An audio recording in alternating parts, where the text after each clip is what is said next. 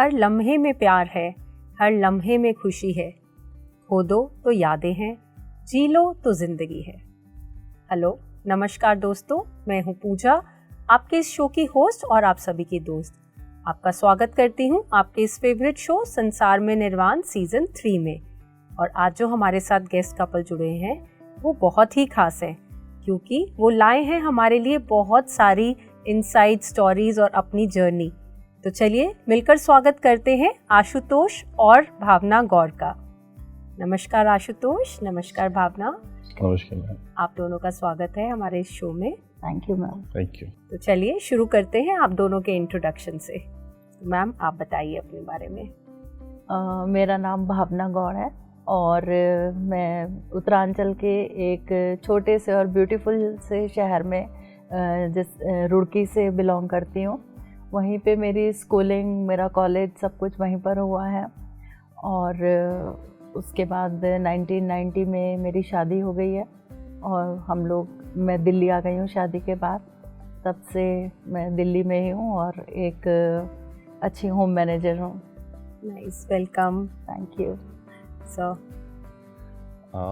मैं आशुतोष गौड़, रोहिणी दिल्ली से, पैदा भी दिल्ली में हूँ, बड़ा भी दिल्ली में हूँ, पढ़ाई लिखाई भी यहीं पे करी और जॉब भी यहीं पे चला।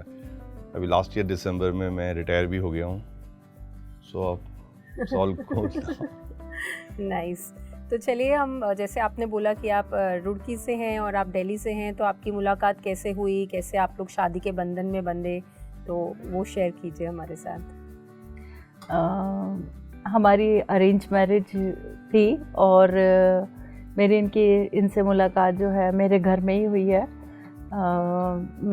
मेरा जूलॉजी का प्रैक्टिकल था, बीएससी फाइनल का, और मेरे को अपने कॉलेज जाना भी बहुत ज़रूरी था। मैं अपने प्रैक्टिकल के लिए जा रही थी, तो मम्मी ने मेरे को बोला कि आज मौसा जी मौसी आ रहे हैं और उनके साथ में कुछ गेस्ट भी आएंगे, तो कॉलेज से जल्दी आ जाना। और उनकी ये बात सुन के मैं अपने कॉलेज चली गई और वहाँ से जब मैं लौटी तो लंच टाइम हो चुका था। मुझे तो अपने कपड़े वगैरह चेंज करने का भी टाइम नहीं मिला और मैं आई हूँ तो सीधा घर में देखा बहुत सारे गेस्ट हैं और इनकी फैमिली आई हुई थी मेरे मौसी जी के साथ। और मेरे को सबसे इंट्रोड्यूस कराया, सबसे मिलवाया और फिर हम लोग इस तरीके से पहली बार मिले। और बाद में थोड़ी देर सबसे बात करने के बाद हमारे से पूछा गया कि आपका नेक्स्ट स्टेप क्या है। सर, आपकी क्या उस समय एक्सपीरियंस था? मेरा एक्सपीरियंस काफ़ी ड्रामेटिक रहा है। वैसे शाम को, संडे का दिन था, शाम को टीवी देख रहा था, पिक्चर आती थी हिंदी में। फ़ोन आया कि आपको पहुंचना है मुजफ्फरनगर। इनकी मौसी मेरी भाभी लगती हैं, कज़न भाभी। तो मेरे को फ़ोन आया, आपको पहुंचना है मुजफ्फरनगर। तो रात को ही चल पड़ने को बोला गया, चल पड़े। रात को 3-4 बजे के करीब पहुंचा हूँगा मैं मुजफ्फरनगर। सुबह थोड़ी देर सोए होंगे, उठा दिया कि चलिए रुड़की, क्या है, लड़की देखने जाना है।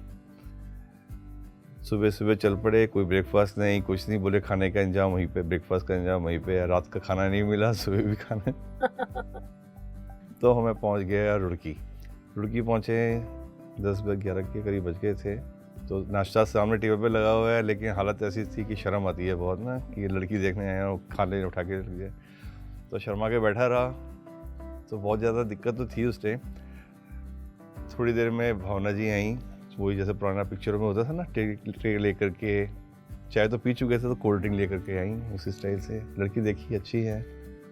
सो हमने बोला कि मुलाकात तो ऐसे हुई। बाकी डिसीजन के लिए उन्होंने बोला कि अभी बताइए क्या आपको आगे बताऊंगा, आगे चलूँ नहीं चलूँ अभी रुक जाओ यहीं पे। नहीं, बिल्कुल बताइए। अच्छा, तो हमने कहा दिल्ली जाके जवाब दे देंगे, लड़की तो वैसे कुछ करें। लेकिन हमें बोला गया कि ऐसे नहीं होता, या तो हाँ बोलो या ना बोलो, या कुछ बताओ, रीज़न बताओ। तो she was very nice, sweet, smiley girl. तो हाँ, ऐसे हमारी पूरी मुलाकात और आगे बात। Wow, so innocent times, isn't it? Yes, तो मैं आप दोनों से ये सवाल पूछना चाहूँगी कि आपकी दोनों की स्पिरिचुअल जर्नी कैसे शुरू हुई? आप दोनों साथ साथ आए ध्यान में, स्पिरिचुअलिटी में, या फिर अलग अलग? और कैसे आप पहले सिचुएशंस को हैंडल किया करते थे, बट स्पिरिचुअलिटी में आने के बाद और ध्यान से जुड़ने के बाद आप कैसे सिचुएशंस को हैंडल करने लगे? मैम, हमारी स्पिरिचुअलिटी की जो जर्नी है वो साथ साथ में ही शुरू हुई है। और मैं थोड़ा सा ज़्यादा स्पिरिचुअल उसमें रहती थी, और लेकिन ये जर्नी मैं अगर कहूँ तो बचपन से ही शुरू थी। जब मैं 5 वर्ष की थी तो तब मेरी नाना नानी ने मुझे राम स्तुति सिखाई, मेरी दादी ने मुझे हनुमान चालीसा सिखाया। और मेरे नाना जो थे वो एक बहुत अच्छे ज्योतिष थे, और वो मतलब उनके शुरू से ही हमारी फैमिली के अंदर जो है बहुत ज़्यादा पूजा पाठ, मंदिर जाना और भजन और इन सब चीज़ों में थे। तो ये तो साथ साथ चल ही रहा था, इसी को मैं स्पिरिचुअलिटी समझती थी।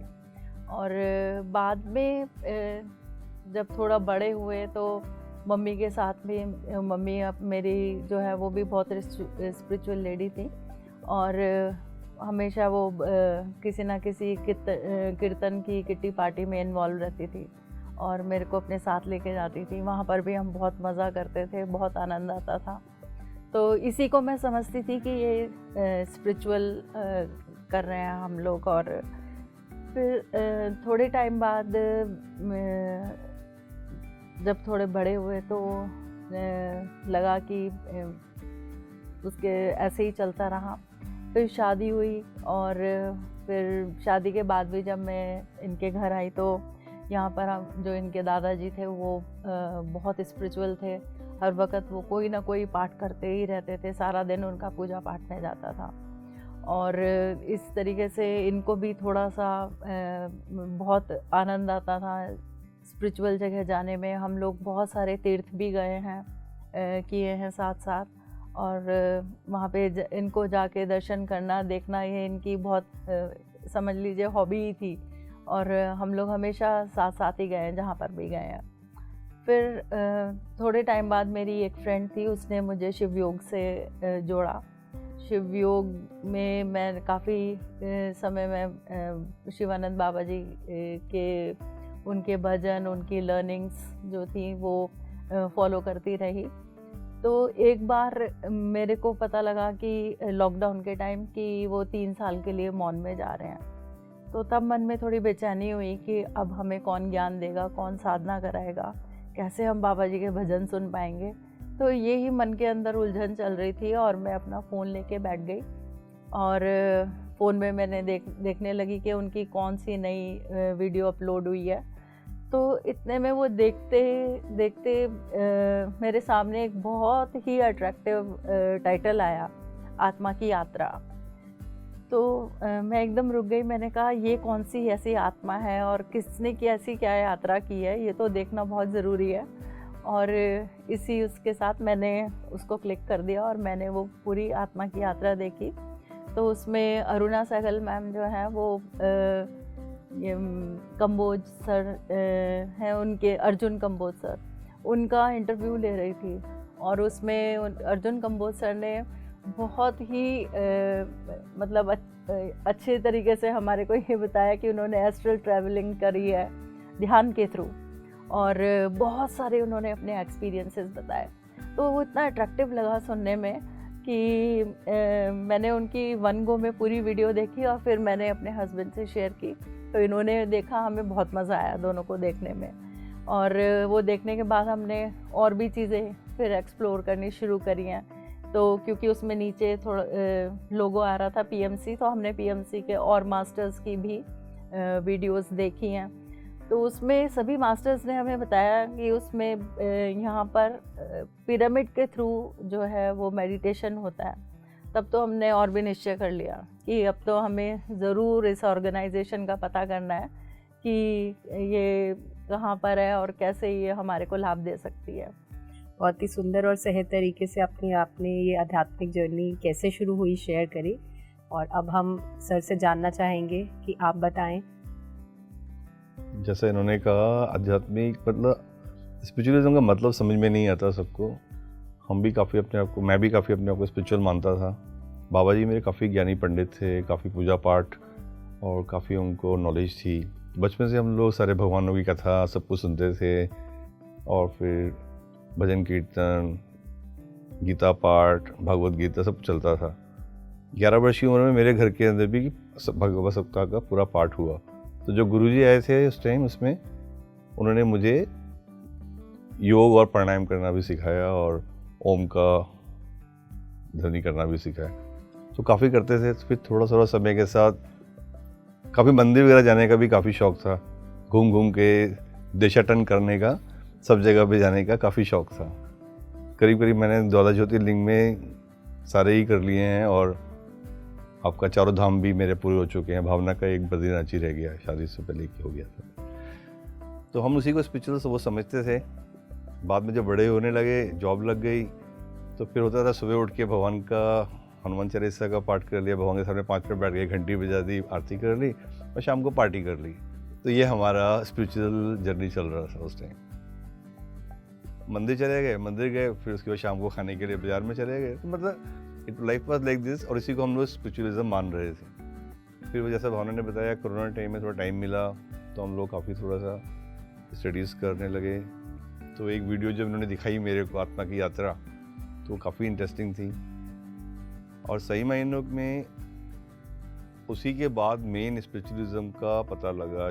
ध्यान क्या होता है, योग क्या होता है, मन की शांति क्या होती है, सब वहीं से पता लगा। अरुणा सेकर मैडम ने सिखाने के बाद मैं को तो उस दिन मैं नहीं मिल पाया था उनसे, लेकिन बाद में भावना ने मुझे बताया और मैंने किया, और वो एक्सपीरियंस काफ़ी अच्छा रहा मेरे को। आधे घंटे के अंदर ही काफ़ी अच्छी अनुभूतियाँ हुई। फिर मैं यहाँ पे आपका सबसे एंक्लेव वाले पिरामिड सेंटर में भी आया, वहाँ पे भी किया, और मास्टर्स, गेट मास्टर से बैठ के करने में और भी आनंद आया। तो अभी स्पिरिचुअल जर्नी क्या है ये अभी समझ में आ रहा है। ध्यान क्या होता है, और ध्यान में अंदर जाना और अंदर जाके अपने आप को जान पाना और थोड़ा अपने आप के ऊपर संयम कर पाना, ये एक मेन स्पिरिचुअलिज्म मुझे समझ में आ रहा है। यही हमारे को जर्नी है। अब नेक्स्ट सवाल आप दोनों के लिए कि आपके अकॉर्डिंग एक रिलेशनशिप को मजबूत बनाने के लिए एक कपल को किन किन बातों का ध्यान रखना चाहिए? मैम, ऐसा है कि रिलेशनशिप को मजबूत बनाने के लिए ये एक प्रूवन स्लोगन है कि जो आप किसी को देते हैं वो आपके पास लौट के आता है। और अगर हम ये चाहते हैं कि कोई हमारे लिए बहुत अच्छा करे, अपनी फीलिंग्स बहुत अच्छी रखे, हमारे को जैसा हम एक्सपेक्ट अपने लिए करते हैं, अगर सेम चीज़ हम दूसरे व्यक्ति के लिए भी करेंगे तो उसको वो चीज़ देंगे तो नेचुरली जो आप दे रहे हैं वो आपके पास वापस आएगा। तो इस तरीके से मैं समझती हूँ कि जो हम खुद अपने लिए चाहते हैं पहले हम वो अपने पार्टनर को दें, तभी हम उसके लायक बन पाएंगे। और दूसरा जो तरीका है वो है अनकंडीशनल लव। ये तो कभी फॉर्मली फेल ही नहीं हो सकते हैं। अगर हम अपने पार्टनर को अनकंडीशनल लव देंगे हर सिचुएशन में, तो आपको भी वो वैसे ही मिलेगा। बिल्कुल, बहुत ही अच्छी बात कही आपने। सर, आप क्या कहना चाहेंगे? रिलेशनशिप के अंदर understanding, love, unconditional love and gratitude, तीनों चीज़ों का समावेश रहना चाहिए बराबर। अंडरस्टैंडिंग भी बहुत ज़रूरी है। दूसरा आदमी जो आपके साथ है वो क्या सोच रहा है, उसका कौन से लेवल पे दिमाग चल रहा है और उसकी क्या इच्छा है, उसका हमें काफ़ी हद तक उसका सम्मान करना चाहिए। अनकंडीशनल लव तो होना ही चाहिए। डिसएग्रीमेंट पे गुस्सा करना भी जायज़ है, बट उसके बाद प्यार करना भी उतना ही ज़रूरी है। और बाकी understanding is a must. Love, gratitude भी होना चाहिए। दूसरा आदमी जो अपना सब कुछ छोड़ के आपके लिए आया है, परिवार और आपके लिए सब कुछ कर रहा है अनकंडीशनली सुबह से शाम तक, तो उसका हमें आभार भी रहना चाहिए दिल के अंदर। और जो भी जिस तरह से भी हम लोग मदद कर सकते हैं आपस में एक दूसरे के साथ मिलके करना चाहिए। चलिए, तो दर्शकों, कैसे हमें आशुतोष और भावना ने बताया कि एक रिश्ते को मजबूत बनाने के लिए हमें अंडरस्टैंडिंग, अनकंडीशनल लव और ग्रैटिट्यूड होना भी बहुत ज़रूरी है। और कभी कभी जब नोक झोंक हो तो लड़ लेना भी बहुत ज़रूरी है, लेकिन उसके बाद एक दूसरे को उतना ही प्यार करना भी बहुत ज़रूरी है। तो आप लोगों से मैं ये जानना चाहूँगी कि आपके अकॉर्डिंग कौन सी ऐसी 3 चीज़ें हैं जो एक रिश्ते को परफेक्ट बनाती हैं, और कैसे हम अपने रिश्तों को टूटने से बचा सकते हैं? एक्चुअली पत्री जी ने हमारे अंदर ये 3 पिलर्स बहुत स्ट्रांगली इनबिल्ट किए हुए हैं: non interference, non judgement and no complaint. तो अगर हम इन्हीं 3 चीज़ों को अडॉप्ट कर लें अपनी लाइफ के अंदर, तो आई थिंक शायद लाइफ बहुत स्मूथ हो जाती है आगे चलने के लिए। और हमें एक सोल लेवल पे ज़रूर एक दूसरे को देखना चाहिए, तभी हम एक दूसरे को फॉरगिव कर सकते हैं। एक दूसरे से अनबन होने के बाद फिर दोबारा से हमारी बात शुरू हो सकती है और हम अपनी लाइफ को स्मूथली आगे लीड कर सकते हैं। रिलेशनशिप की जहाँ तक बात है, पत्री जी तो हमारे जीवन में भी 1.5 साल से ही आए हैं, लेकिन जैसे मैंने पहले कहा कि सबसे पहले trust, understanding, unconditional love is basically required, एकदम ज़रूरत है इन चीज़ों की आदमी के, और दूसरे आदमी के प्रति ग्रेटिट्यूड की फीलिंग होना बहुत ज़रूरी है, क्योंकि हर एक आदमी अपने स्तर पे सोचता है, हर एक स्तर पे काम करता है, और जब तक हम उसको उसके स्तर पे जाके नहीं समझेंगे तो आपको कभी पता नहीं चलेगा वो क्या कहना चाहे। तो किसी भी चीज़ पे अनबन हो जाना तो बहुत इजी है, लेकिन उसे ख़त्म करके आगे लाइफ को लीड करना बहुत मुश्किल सा एक। तो इसके लिए अनकंडीशनल लव तो एक बेसिक रिक्वायरमेंट है, जो मेरे को लगता है कि ये तो होनी ही चाहिए, हर एक रिश्ते में होनी चाहिए, चाहे कैसा भी किसी का भी हो। बाकी जो इन्होंने कहा अभी तो ये समझ में आता है कि अगर ये जो पत्री जी के 3 पिलर्स हैं, नो कंप्लेंट्स और क्रिटिसिज्म, नो जजमेंट और नो इंटरफेरेंस, अगर इनको फॉलो करते हैं तो फिर तो मुझे लगता ही नहीं है कि अनबन वाली सिचुएशन तक पहुँच ही पाएंगे, कभी पहुँचेंगे ही नहीं, क्योंकि हर एक आदमी का अपना लेवल है और उसको उसका देना चाहिए, उसको फ्रीडम, उसकी डिपेंडेंस देनी चाहिए, तो कभी भी इस तरह की बात आएगी नहीं। तो मेरे को यही लगता है कि ये सब चीज़ें। सो आप दोनों को लगता है कि पार्टनर का सपोर्टिव होना बहुत ज़रूरी है, अध्यात्म और सांसारिक दोनों ही जीवन में? 100%, कोई डाउट नहीं है इसके। तो ऐसा कोई इंसिडेंट आप बताएंगे जहाँ पर आपकी भावना बहुत अच्छा सपोर्ट रही और आपको लगता है कि? मेरे को ऐसा कोई इंसिडेंट याद ही नहीं आ रहा कि जब भावना सपोर्टिव ना रही हो या मैं भावना का सपोर्टिव ना रहा हूँ। हम लोगों ने हमेशा हर एक काम इकट्ठे ही किया है, और कोई ऐसा इंसिडेंट मुझे याद नहीं आता। कोई बहुत मजबूरी रही होगी कि मैं कभी कहीं किसी ऐसी जगह पे अकेला गया हूँ, या भावना सिर्फ ये शिवयोग के शिविर के अंदर कि ऑफिस छुट्टी नहीं मिल रही थी तो इसको अकेला जाना पड़ा, अदरवाइज हमने सब जगह पे इकट्ठे ही किया है, और इनकी सपोर्ट हमेशा मेरे को रही है, और मेरे को लगता है कि मेरी भी सपोर्ट इनको हमेशा ही रही है। ध्यान करने में भी यही है, जिस टाइम भी करने बैठती हैं बोल देती हैं कि ध्यान करेंगे, तो हम दोनों ही बैठ जाते हैं। उस टाइम सोचते नहीं क्या कर रहा हूँ, सब कुछ बंद करके मैं भी बैठ जाता हूँ साथ में। और मैं भी कभी बोल दूँ सुबह 4:30 बजे उठ गया, नींद खुल गई है, भावना में ध्यान कर रहा हूँ, तो ये भी उठ के बैठ जाती हैं। तो इस हिसाब से मुझे लगता है कि हम दोनों का काफ़ी अच्छा, और मुझे लगता है कि एक दूसरे को सपोर्ट होनी ही चाहिए। बाकी भावना जी बता सकती हैं बेटर। बिल्कुल ठीक है मैम, इन्होंने कि हम साथ साथ ही सारे कार्य करते हैं, और संसारिक जीवन में और आध्यात्मिक जीवन में दोनों में सपोर्टिव होना बहुत बहुत ज़्यादा ज़रूरी है। क्योंकि अगर आपका पार्टनर आपको सपोर्ट नहीं कर रहा है तो कुछ समय बाद आप पैरालिसिस से लगते हो। कोई काम आप शुरू कर लेते हो लेकिन वो काम आप कंप्लीट नहीं कर पाते क्योंकि सपोर्ट नहीं मिल रहा है आपको।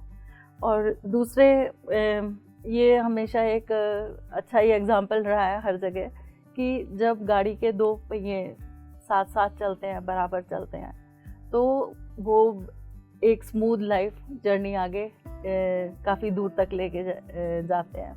तो इसी तरीके से लाइफ में भी है, अगर दोनों का साथ बराबर का रहता है और सपोर्टिव रहते हैं एक दूसरे के लिए, तो हम हर कार्य को बहुत अच्छे से कर सकते हैं और बहुत लॉन्ग टाइम तक के उसका हमारे जीवन के अंदर इफ़ेक्ट रहता है। तो सपोर्टिव होना तो बहुत ज़रूरी है। बिल्कुल। तो आप दोनों को कोई ऐसा इंसिडेंट याद है, जैसे कि कई बार ऐसे होता है कि काफ़ी साल, जैसे आप लोगों की भी शादी को हो गए, तो कई बार ऐसा कुछ होता है कपल के बीच में, कभी खटास आ जाती है रिश्ते में, चाहे वो पर्सनल रीज़न हो, फैमिली रीज़न हो या फाइनेंशियल रीज़न, कोई भी रीज़न हो, तो कोई ऐसी आपके लाइफ में कोई घड़ी ऐसी आई मुश्किल की, तो आपने उसको कैसे हैंडल किया? हाँ जी, ऐसा ये ज़रूर है कि ऐसा तो हो ही नहीं सकता कि कभी लड़ाई ना हुई हो या कभी ऐसी सिचुएशन आई हो कि जहाँ पे एग्री और डिसएग्री वाली बात है। तो इस सिचुएशन से निकलने के लिए हम अपने आप को, मैं तो सबसे अच्छा पॉइंट जो कि इन्होंने ही मुझे सिखाया था एक बार, तो वो ही लेती हूँ कि आप अपने स्पाउस के 10 पॉजिटिव पॉइंट्स और 10 नेगेटिव पॉइंट्स एक पेपर पे लिख लीजिए। तो आप उससे क्या है कि जब आप उनके पॉजिटिव पॉइंट्स भी देखते हो नेगेटिव के साथ, तो फिर कहीं आपके अंदर जो जिस बात को लेके गुस्सा है या जिस बात को लेके कड़वाहट है, वो धीरे धीरे आपकी कम होने लगती है, क्योंकि आपको उस वक़्त वहाँ पर लिखे हुए उनके वो 10 पॉइंट्स भी नज़र आते हैं।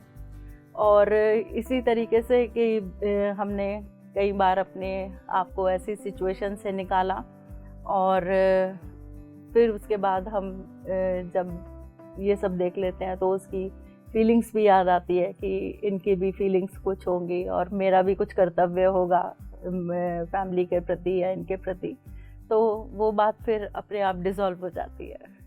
बहुत ही बढ़िया। यही बात है आप जो कह रही हैं मैम। काफ़ी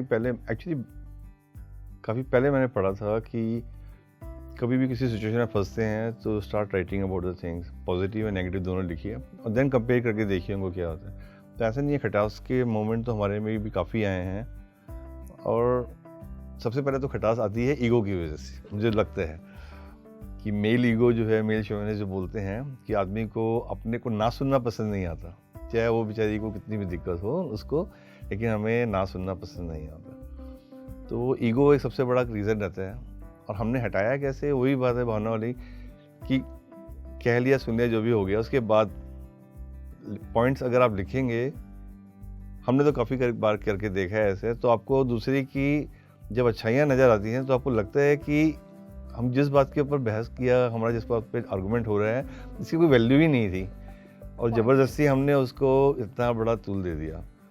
तो मुझे लगता है कि आज ज़रूर आए होंगे, हमारे काफ़ी आए हैं, लेकिन हम हमेशा उसके ऊपर ओवरकम कर पाए।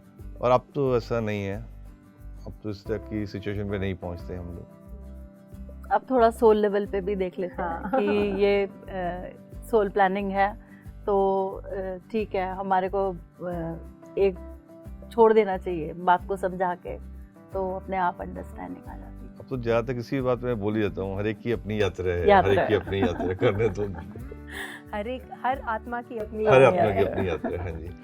तो total acceptance and total surrender 100%। सो एक कपल में एक टोटल एक्सेप्टेंस और टोटल सरेंडर कि हर आत्मा की यात्रा है, हर एक की अपनी एक जर्नी है। तो जब हम उन्हें, जैसे कि आशुतोष और भावना ने बोला, उसे सोल लेवल पे समझने लगते हैं तो बहुत सारी चीज़ें जो हैं अपने आप ही सुलझ जाती हैं। तो चलिए लेके चलते हैं आपको नेक्स्ट सेगमेंट, जो बहुत ही मज़ेदार राउंड होने वाला है और उसका नाम है यादों की बारात। हम आप लोगों को कुछ तस्वीरें दिखाएंगे स्क्रीन पर और उन तस्वीरों को देखकर आपको अपनी इमोशंस और अपनी स्टोरीज और उसके साथ जुड़ी सारी यादों को हमारे साथ शेयर करना है। तो चलिए देखते हैं पहली तस्वीर स्क्रीन पर।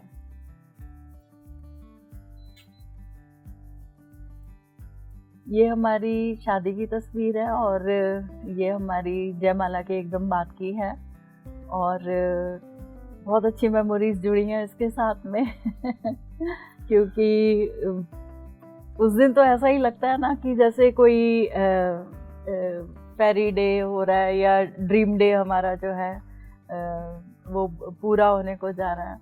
तो बहुत हैप्पीनेस थी और आई थिंक शायद दोनों के चेहरे से लग ही रहा होगा। शादी वाला दिन जो होता है 27 अप्रैल 1990, काफ़ी ड्रामेटिक डे होता है वैसे और काफ़ी ड्रामा हुआ भी उस दिन। ये फ़ोटो तो बहुत अच्छी है, बहुत अच्छा हैप्पी सब कुछ रहा, उसके बाद सब कुछ अच्छा हो गया। जब हम फेरों के लिए पहुँचे तो आपको इंसिडेंट बताता हूँ छोटा सा।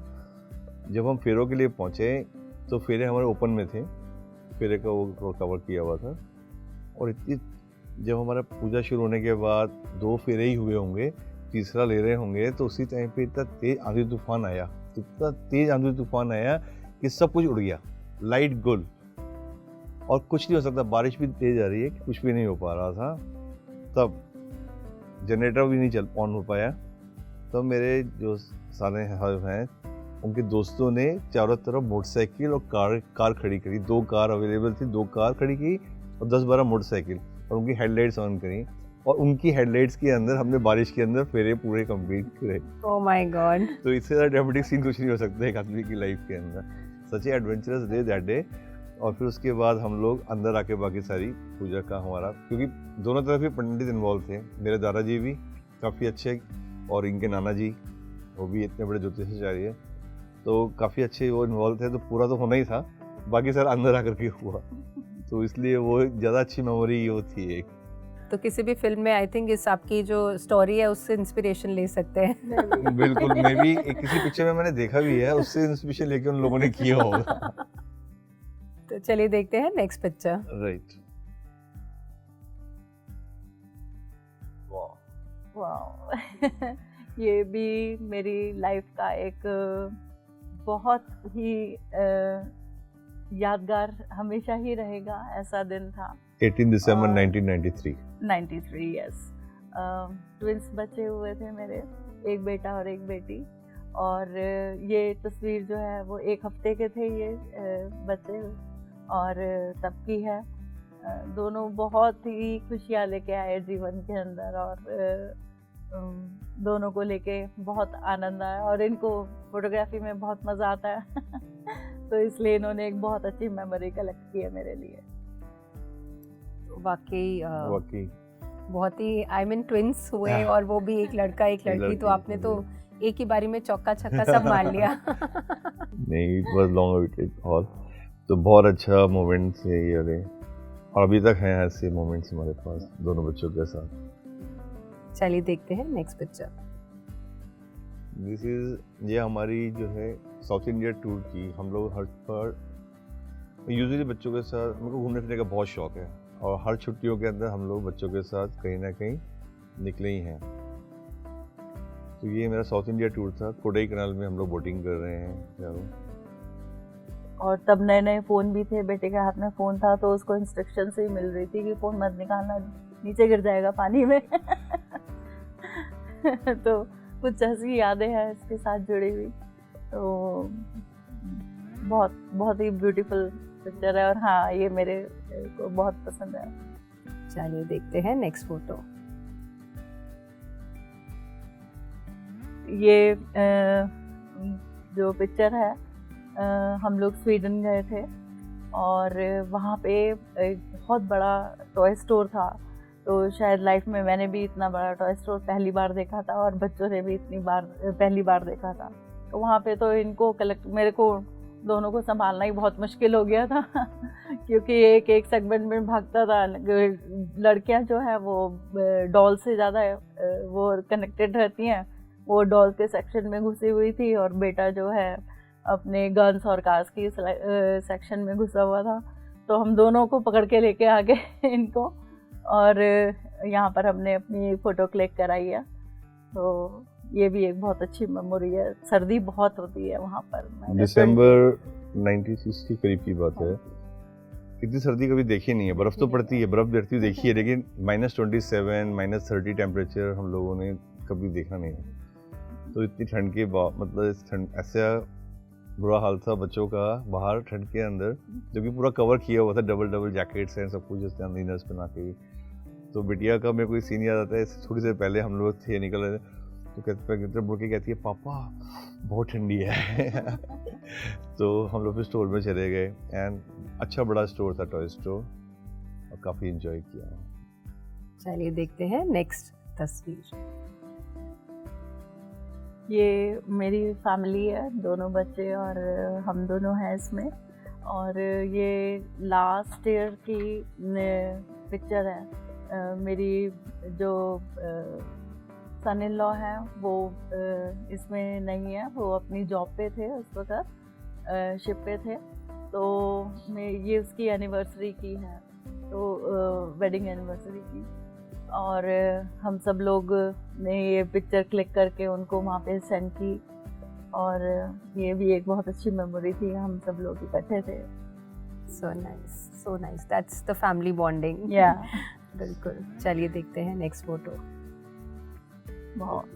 ये भी हमारी लास्ट ईयर की पिक्चर है, और हम लोग क्रिसमस टाइम पे यूएस में थे, मेरा ब्रदर वहाँ पर है और हम लोग उसके पास क्रिसमस मनाने ही गए थे। इस बार हमारी वहाँ पे फैमिली गेट टुगेदर हुई थी उसके घर में, तो तब हमारे को वो एक मॉल में ले गया। हमारे को ये ट्री बहुत ही अट्रैक्टिव लगा क्योंकि वहाँ तो सब चीज़ें बहुत प्यारी प्यारी सी सजी होती है उस वक्त, और ट्रीज़ तो स्पेशली बहुत ज़्यादा डेकोरेट करके रखते हैं। तो हमने वहाँ पर अपनी एक पिक्चर क्लिक कराई थी अपनी मेमोरी के लिए। So perfect picture, I think couple picture, very nice. या नाइस, कम ऑन। चलिए देखते हैं next photo. It's same time, उसी टाइम की है, सब इकट्ठे हुए थे। इनके कज़न कनाडा से भी आ गए थे यूएस के अंदर, और हम लोग भी पहुंचे हुए थे। तो न्यू ईयर वाले दिन की बात ही है, किस न्यू ईयर ईव पे हम लोग गए थे मैनहट्टन जाने के लिए, बॉर्डर देखने के लिए। तो उस टाइम हडसन रिवर के पास पे हम लोगों ने की, लेकिन इतना फ्रीजिंग था, I can not tell you. किसी से हंसा नहीं जा रहा था, किसी से मुंह खोला नहीं जा रहा था, बट हम लोगों ने कहा फोटो खींचते हैं एक। सब खड़े हुए और सब चिल्ला रहे जल्दी करो जल्दी करो। It was like that, it was very freezing. तो वो ठीक है, चलिए देखते हैं नेक्स्ट फोटो। ये हम दोनों एक पीएमसी के फंक्शन अटेंड करके पिरामिड से वापस आ रहे थे। तो मेट्रो से उतर के घर जाने के लिए, हमारे रोड क्रॉस करने के लिए एक नया वो बना है, ओवरवे ब्रिज। तो उसके ऊपर खड़े थे, तो खुश थे, वैसे ही ऊपर खड़े होकर फोटो खींच ली हैप्पी मोमेंट्स की। तो nice, that is what bonding is, कि जब Very भी मन करे, आई मीन आप अच्छे मूड में हैं, अच्छे मोमेंट में हैं, तो मेमोरी तो बनानी बनती है। मेरे पास तो मैं फोटोग्राफी का शुरू से ही शौक था मेरे को, काफ़ी अच्छे कैमरे से वो करके मैंने किया है। अभी मोबाइल में सब कुछ आ गया तो कोई कैमरा कैरी नहीं करता, बच्चा कोई खींचना नहीं चाहता, तो अभी थोड़ा कम हो गया, डिफरेंट हो गया। बट आई हैव अदरवाइज काफ़ी एल्बम्स और वो बना के रखा हुआ है बचपन से। चलिए देखते हैं नेक्स्ट फोटो। वो पर भी है। ओह माय गॉड, बहुत डेयरिंग है ये। एक्चुअली हम लोग साउथ में ही गए थे, और वहाँ पे एक चेन्नई में है ये। या चेन्नई में वहाँ पर एक इंस्टीट्यूट है जहाँ पर स्नेक्स और क्रोकोडाइल्स के ऊपर रिसर्च होती है, और वो काफ़ी बड़ा है। तो वो देखने के लिए हम लोग गए थे वहाँ पर। इन्होंने ये क्रोकोडाइल जो है हाथ में पकड़ लिया। मैं तो उसमें दिख तो रही हूँ मैं कि बहुत हंस रही हूँ, लेकिन बैकग्राउंड में ऐसा नहीं है। मैं बहुत ज़्यादा डर रही थी, और इन्होंने तो इतना हिम्मत करी कि उसको, ये बहुत ही छोटा न्यूबॉर्न बेबी था जो है, और उसने लाके इसको एलिगेटर को इनके हाथ में रख दिया। मैं तो सोच भी नहीं सकती। It was nice feeling, babies are babies only. और उन्होंने बोला मतलब दांत छोटा है लेकिन फिर भी दांत होते हैं ऐसे छोटे, ध्यान से रखिएगा। तो पकड़ा, लेकिन it was very good feeling. Nice, very dairying of course. तो इसके साथ हमारा यादों की बारात सेगमेंट भी खत्म होता है, और धन्यवाद हमारे साथ इतनी सारी अच्छी मेमोरीज शेयर करने के लिए। चलिए लेकर चलते हैं आशुतोष और भावना को हमारे नेक्स्ट सेगमेंट में, जिसका नाम है रैपिड फायर राउंड। सो आपको बता देती हूँ रैपिड फायर राउंड, जिसमें मैं आप दोनों से सवाल करूँगी और आप दोनों को ही उस सवाल का जवाब देना है। तो चलिए शुरू करते हैं। पहला सवाल आप दोनों के लिए, आप अपने पार्टनर के बारे में क्या सोचते हैं, हमें कुछ 3 शब्दों में या कुछ लाइनों में बताइए। Thank you for being always with me. हमेशा आपने साथ दिया, इसके लिए बहुत बहुत धन्यवाद। 3 शब्द हो गए। She is very lovable, caring and full of life. So आप दोनों की बकेट लिस्ट में क्या है, आप हमें शेयर कीजिए। पहले मेरे को सबसे पहला मेरी अभी जो इच्छा है सबसे ज़्यादा, दिल्ली में कुछ पिरामिड्स, नहीं तो कम से कम एक तो अच्छा पिरामिड बनाने की है। दूसरा मुझे अलास्कन क्रूज जाना है, और थर्ड मेरे को पिरामिड्स गिज़ा जाना है। तो मेरी बकेट लिस्ट ये है। मेरी बकेट लिस्ट में है कि मैं मेडिटेशन को और स्प्रेड करूं, और दूसरा बच्चे मेरे साथ रहें तो मुझे बहुत कंफर्टेबल फील होता है। तो मैं हमेशा परिवार के साथ रहना ज़्यादा पसंद करती हूँ और लाइफ ऐसे ही अच्छी चलती रहे। जैसे कि आपने बोला कि आपको ट्रैवलिंग का बहुत शौक है, तो कोई ऐसे एडवेंचर जो आपने किए हैं हमारे साथ शेयर करना चाहेंगे, उनके एक्सपीरियंस? एडवेंचर्स तो वैसे ट्रैवलिंग के दौरान नहीं, लेकिन हाँ लाइफ में एडवेंचर ज़रूर हुए हैं, वो ज़रूर शेयर करूँगी मैं। एक तो यही था कि मेरे चाचा जी नया स्कूटर लेके आए और ड्राइविंग मुझे आती नहीं थी और देख के लगा कि मैं भी ड्राइव करूं और उनका स्कूटर लेके मैं चल दी बगैर सीखे, बगैर कुछ किए और थोड़ी दूर जाके बहुत बुरी तरह गिरी हूँ मैं। तो ये एक एडवेंचर जो है मुझे हमेशा याद रहता है। सेकेंडली दूसरा जो है कि मैं अपनी फ्रेंड्स के साथ मैंने गोलगप्पे खाने की एक वो लगाई कि जो भी गोलगप्पे खाएगा उसको मूवी फ्री में देखने के लिए मिलेगी। तो ऐसा हमने एक शर्त लगाई जिसमें मैंने 20 गोलगप्पे खा लिए कॉन्टिन्यूस और वो जीत तो गई मैं, लेकिन उसके बाद जो बुरा हाल हुआ 4 दिन तक के पेट खराब रहा, तो वो एडवेंचर मैं कभी नहीं भूलूंगी। सर, आप कोई एडवेंचर शेयर करना चाहेंगे? मैंने 1987 में 87 में ही किया होगा, अमरनाथ जी यात्रा की। फैसिलिटीज इतनी नहीं थी तो काफ़ी एडवेंचरस सीन रहा वो। बर्फ़ पिघल रही है और उस पर आप फिसल रहे हैं और पानी में नीचे खाई के अंदर जाने के, गिर के जाने का डर है और आप आसपास ज़्यादा लोग भी नहीं हैं, आपको भी कोई हेल्प भी मिल जाएगी। फिर आपका पानी से वैसे डर लगता है, समुद्र में जाने से तो बहुत ही डर लगता है मेरे को। डर इन द सेंस पता नहीं कौन सा फोबिया है, किस जन्म का फोबिया है अटका हुआ, बट फिर भी मैंने वाटर स्कूटर जो है किया, रेस की आपका की, और मैंने जो है आपका काइट फ्लाइंग जो चलता है उसी में खींच के आपको ले जाते हैं, पैराग्लाइडिंग टाइप, वो भी किया और समुद्र में गिरा और डरते रहते ऊपर आए। बाकी ऐसे यात्राएं काफ़ी की हैं शुरू के टाइम में, जब की हैं 80s के अंदर, तो उस टाइम पे इतनी फैसिलिटीज़ सब जगह नहीं थी। सारे ट्रिप्स ही मेरे करीब करीब एडवेंचरस ही रहे हैं। हाँ, काबुल भी चला गया था, बचपन में छोटा ही था। 12th करने के बाद बस था कि घूमने जाने का बहुत शौक है, घूमने जाना है, कोई साथ नहीं दे रहा, तो बस मम्मा से टिकट का करवा के और काबुल पहुंच गया। 82-83 की बात होगी, नॉट वेरी यंग टाइम। तो पहुंच गया, एक जहाज में बैठने के बाद डर लगना शुरू हुआ कि वहां उतर के क्या करूँगा। वो तो भाग्य अच्छा था कि एयरपोर्ट पे कोई अच्छे लोग मिल गए, उन्होंने काफ़ी अच्छी तरह से हेल्प की और काफ़ी अच्छा ट्रिप रहा। बट सोचता हूँ तो काफ़ी कुछ करता था adventures life. Nice to know, आपके भी बहुत एडवेंचर्स जो थे काफ़ी यूनिक थे। So what do you consider your greatest success? Raising my kids, twins, and to make them a good, beautiful people. सबसे ज़्यादा मैं तो यही कंसिडर करता हूँ लाइफ में अचीवमेंट, कि बच्चे बहुत अच्छे तरीके से मेरे साथ, जैसे माँ बाप में और बच्चे खास करके पिताजी में और और बच्चों में काफ़ी कॉन्फ्लिक्ट रहता है। मेरे पापा बहुत छोटी उम्र में मैंने खो दिए थे, I lost him when I was just 10.5 years। तो लेकिन मुझे उनकी जो भी मेमोरीज हैं बहुत अच्छी हैं। कभी उन्होंने मेरे को ऐसे डांटा नहीं या मारना तो बहुत दूर की बात है। तो वो एक था कि जो मैं ढूंढता था पापा को मिस करके, वो मैंने अपने बच्चों के साथ ऐसा रहा मेरा। तो मेरे को तो अपनी सक्सेस इसी में नज़र आती है कि मेरे को कभी बच्चों को डांटना, ज़्यादा नहीं डांटना पड़ा। बच्चे शैतानी करती हैं लेकिन कभी उनको ऐसे डांटना नहीं पड़ा, कभी उन्होंने ऐसे तंग नहीं किया। They are very nice sensible kids.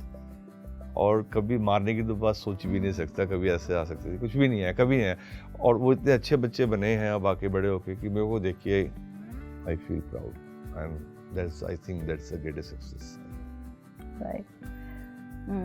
मेरे लिए जो है वो परिवार को यूनाइट करके रखना, सब जितने भी रिलेटिव्स हैं सब लोगों को घर पे बुलाना और उनके साथ मिल के रहना, तो मैं अपनी सक्सेस इसी में समझती हूँ कि सब लोग मेरे साथ हमेशा खुश रहते हैं मुझसे और मैं उनसे खुश रहती हूँ, और इस तरीके से मैं अपने सभी रिलेटिव्स को अपने साथ लेके चलती हूँ। That's wonderful, wonderful feeling. So, what do you value in a relationship?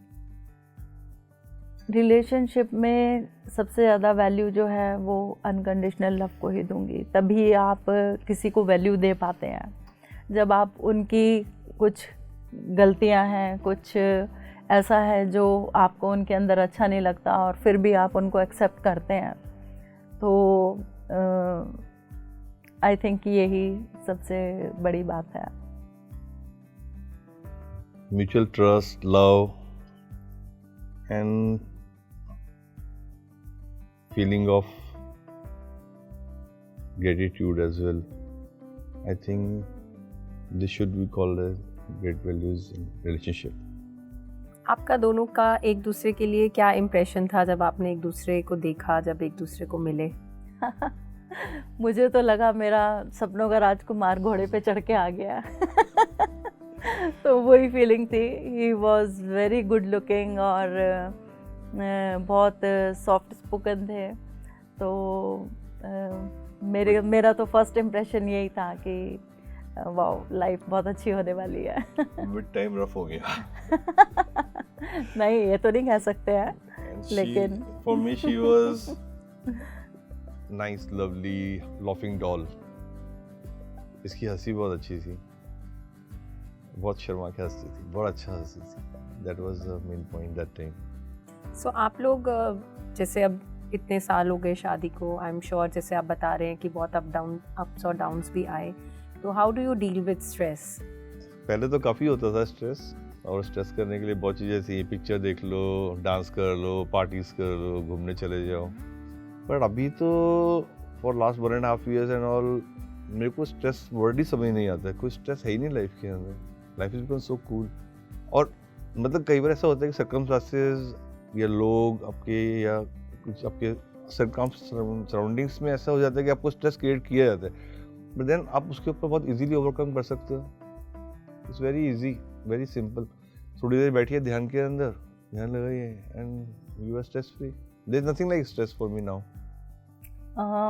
मेरा जो पहले ध्यान से पहले जो स्ट्रेस कम करने का होता था कि टीवी वॉच कर लिया और अपना कोई भी फेवरेट काम कर लिया, कुकिंग कर ली, उसमें अपना ध्यान बटा लिया। और कुछ थोड़ी सी मैं ड्राइंग भी करने में इंटरेस्ट रखती हूँ, तो वो कर लिया। तो इस तरीके से अपना क्या मेरा फोकस रहता था कि जिस चीज़ से अपना ध्यान हटाना है वहाँ से हटा के कहीं और लगा लो। बट जब से हम अभी मेडिटेशन में आए हैं, तो आई थिंक उससे अच्छा कोई तरीका ही नहीं है अपने आप को स्ट्रेस से बाहर निकालने का।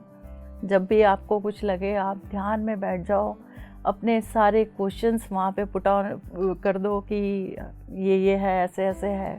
तो पत्री जी तो यही कहते हैं कि आप अपने ध्यान में बैठ के जो भी आप कोई क्वेश्चन रखोगे, आपको उसका जवाब हमेशा मिलेगा, चाहे देर से मिले लेकिन मिलेगा ज़रूर। एब्सोल्युटली। तो आपने जो ये लास्ट में बात करी, चाहे देर से मिले, क्योंकि हम एज ह्यूमन बीइंग्स बहुत जल्दी एक्सपेक्ट करने लग जाते हैं कि अब इसका आंसर मिलेगा, अब इसका रिजल्ट मिलेगा। तो ध्यान भी ऐसी चीज़ है जो बिल्डअप करनी पड़ती है आपको, आपको रेगुलर कंसिस्टेंसी से करना पड़ता है और अपने आप से कनेक्ट करना पड़ता है। तो वो उसमें थोड़ा सा मे बी टाइम लगता है, बट उसके जब रिजल्ट्स आने शुरू होते हैं, बट आप जब पहले करें तो बिना रिजल्ट और एक्सपेक्टेशन के करें, सिर्फ अपने आप से जुड़ने के लिए करें, और फिर उसके बाद तो जर्नी अपने आप खूबसूरत हो ही जाती है। बिल्कुल सही कहा आपने। तो एक बात बताइए जिसके लिए एक ऐसी बात बताइए जिसके लिए आप अपने कंपेनियन को थैंक यू बोलना चाहते हैं। हमेशा मेरे को प्यार करने के लिए और मेरा ध्यान रखने के लिए, और इनकी हमेशा कोशिश होती है कि जो भी मैं मुंह से निकाल दूं उस बात को पूरा करें। तो thank you so much. How sweet. मैं तो भावना जी का धन्यवाद करना चाहता हूँ for coming in my life, for being there for me. और मुझे इतने प्यारे अच्छे बच्चे देने के लिए, to make my life complete. So आपका सबसे बड़ा सबक जो अध्यात्म में आने के बाद आप लोगों ने सीखा? मैंने वननेस सीखा यहाँ पे, क्योंकि जब तक हम इसको नहीं अपने अंदर उतारेंगे तो हमें आगे बढ़ पाना हमारे लिए बहुत मुश्किल है। हमें वननेस के अंदर अपनी ईगो भी डाउन करनी होती है। हमें ये देखना होता है कि जो कुछ हम हैं वो ही हमारे सामने वाली आत्मा भी सेम वहीं पर है, और जितने भी हम आपस में एक दूसरे से कनेक्टेड हैं। इवन मैं सबसे पहले आज आपसे मिली हूँ, बट आपसे मिलके देख के आपको ऐसा नहीं लगा मुझे कि मैं आपसे पहली बार मिल रही हूँ, तो मेरे को लगा शायद सोल लेवल पे हम बराबर ही हैं जैसी मैं हूँ ऐसी आप हैं। तो ऐसे ही मेरे को लगता है कि मैंने ये ज़्यादा सीखा यहाँ से वननेस का।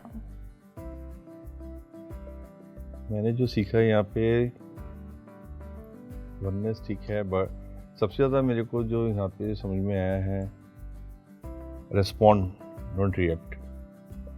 एंड दूसरा जो मैं समझता हूँ सबसे ज़्यादा जो इफेक्ट जिसने मुझे इन्फ्लुएंस किया है यहाँ पे, नो कंप्लेंट्स और criticism, no judgement and no interference. मुझे लगता है कि मेरी लाइफ काफ़ी हद तक चेंज हो गई है। मैं न्यूट्रल रह पाता हूँ क्योंकि मैं इन प्रिंसिपल्स को याद कर लेता हूँ कि कोई मेरे बारे में क्या सोच रहा है या क्या कहना चाह रहा है, कैसे मुझको क्या जज कर, मेरे को उससे कोई फ़र्क नहीं पड़ता, बट मुझे नहीं करना। मैंने पहले भी बोला था कि हर एक आत्मा की ना अपनी यात्रा है। सो एकदम से याद आ जाता है, क्लिक हो जाता है, तो बिल्कुल ही ना लाइफ को जीने का तरीका ही बदल जाता है। बहुत खूब। आई मीन नज़रिया बदल जाता है, सिचुएशंस वही रहती हैं, बट क्योंकि आप इतने काम हो गए हो, आप अपने आप से क्योंकि कनेक्टेड हो, तो आपको फ़र्क नहीं पड़ता कि सामने वाला, बिकॉज उसकी अपनी जर्नी है, जब वो सीखेगा। बट हमारी सीख यही है कि हमें उस सिचुएशन में रिस्पॉन्ड करना है, रिएक्ट नहीं। और अब हम लेके चलेंगे आशुतोष और भावना को हमारे नेक्स्ट सेगमेंट, जिसका नाम है हिम और हर राउंड। सो आपके पास प्लग कार्ड्स हैं और मैं आपसे सवाल करूंगी। अगर इसका जवाब आपको लगता है आपके लिए है तो आप अपनी तरफ इशारा करेंगे, नहीं तो फिर अपने पार्टनर की तरफ। तो पहले क्वेश्चन से शुरू करते हैं। एक इमोशनल फिल्म देखकर आप दोनों में से कौन ज़्यादा इमोशनल हो जाता है? यही होती है। आप दोनों में से कौन एक बार में फ़ोन नहीं उठाता? ये नहीं उठाता। ओ, आप दोनों में से गुस्सा किससे ज़्यादा आता है? इनको वैसे हाँ सही है। आप दोनों में से कौन ज़्यादा शांत है? मैं। आप दोनों में से घूमना फिरना किसको ज़्यादा पसंद है? मेरे सर। आप दोनों में से कौन ज़्यादा बोलता है? मैं। ओके।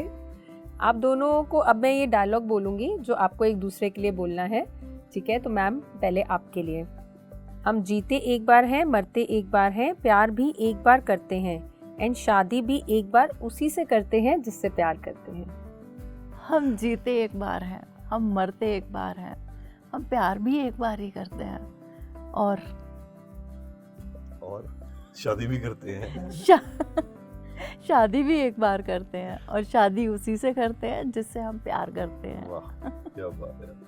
वंडरफुल। सर आपके लिए, दोस्ती का एक असूल है madam, no sorry no thank you. दोस्ती का एक असूल है madam, no sorry no thank you. चलेगा? एक्सीलेंट। Thank you. सो बहुत ही क्यूटली आपने एक दूसरे के लिए ये डायलॉग बोला। सो इसी के साथ हमारा ये राउंड भी ख़त्म होता है, और मैं रिक्वेस्ट करूँगी आप दोनों से कि जैसे कि हमारे शो का नाम है संसार में निर्वाण, तो उसके चलते हमारे दर्शकों को आप एक एक मैसेज ज़रूर दीजिए। श्योर। एक तो सबसे पहले मैं PSSM का धन्यवाद देना चाहूँगी कि अपने इस प्लेटफॉर्म पे हमें बुलाया और यहाँ पर आके हमें आप सब लोगों के लिए एक मैसेज देने का मौका मिला। Thank you so much. मैं सबसे कहना चाहूँगी कि आप ध्यान करते रहिए और कराते रहिए। दूसरा, यहाँ पे ये जो प्लेटफॉर्म है PSSM का, ये एक ज़िंदगी जीने का फुल पैकेज है। यहाँ पे सिर्फ कोई आप एक ज्ञान और ध्यान की बात ही नहीं करते हैं। यहाँ पे इस प्लेटफॉर्म के ऊपर हम जैसे एक साधारण कपल को बुला के और उनके बारे में डिस्कस करके पूरी दुनिया को दिखाने के लिए शायद ही कोई ऐसा प्लेटफॉर्म होगा या कोई ऐसा अध्यात्म होगा जहाँ पर एक छोटे से कपल्स को इतना बड़ा सेलिब्रिटी बना देते हैं। अभी तक तो हमने सेलिब्रिटीज़ की बातें सुनते थे, उनकी करते थे, लेकिन आज हम बहुत प्राउड फील कर रही हूँ कि हम भी उनके बराबर अगर नहीं है लेकिन उनके जैसा एक मन भी रखते हैं और इच्छा भी रखते हैं। तो सभी से मेरी ये अनुरोध है कि आप इसको सिर्फ एक ही चीज़ को लेके मत चलिए। यहाँ पे आपको लाइफ में हर एस्पेक्ट में आपको जो है आनंद मिलेगा और बहुत सारी चीज़ें सीखेंगे शुरू से आखिर तक। तो so it is a full package. आप सभी जो है इससे जुड़िए और अपनी लाइफ को और बेटर बनाइए और एंजॉयबल बनाइए। Thank you so much. जिससे पत्तू जी बोलते हैं, ध्यान से ज्ञान और ज्ञान से मुक्ति।